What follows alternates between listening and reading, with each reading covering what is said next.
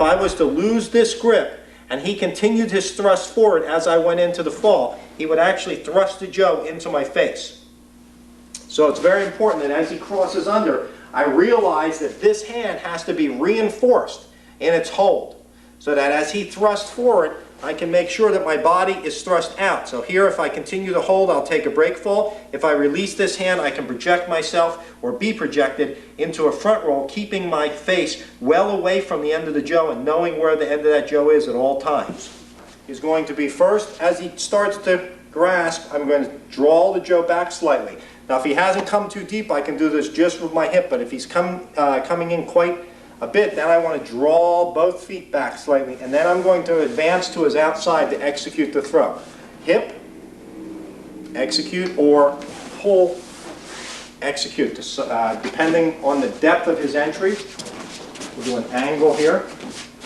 So if he just steps forward and can take a nice clean hold here, I can draw just with my hip. And what we want to do here is we want to draw the Jo from his right hip, which is me presenting it to my left. From his right hip, draw that foot forward. So once his foot comes forward, I can then thrust the Jo to the opposite side of his body. So again, if he just takes a step forward, I can draw just with my hip and then immediately advance the foot to execute the throw. But if he comes in powerfully, where he's actually hitting the Jo with some power and pushing the Jo into me, I then want to move my body back slightly before entering in to execute the throw. Don't use your forward hand, use the back hand. And an angle from behind the nage.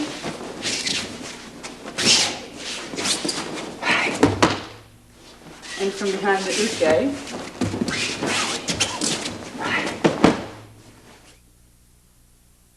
This view demonstrates how the movement of the back foot of nage on right in this close-up has a direct relationship to the uke's back, hand, and foot. And from the original view,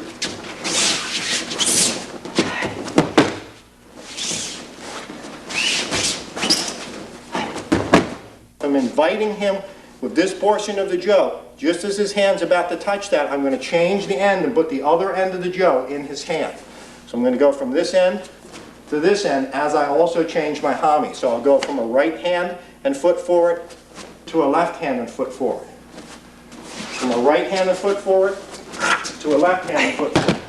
At the same time, I have to place the Jo right into his hand. So we'll demonstrate that here. As he comes forward, place it right into his hand. So his hand's open, reaching for the end of the Jo. I want to come up and slap the end of the Jo right into his hand so he gets that grip.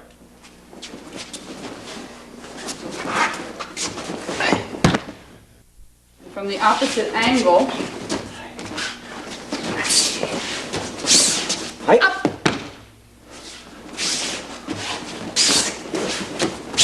up.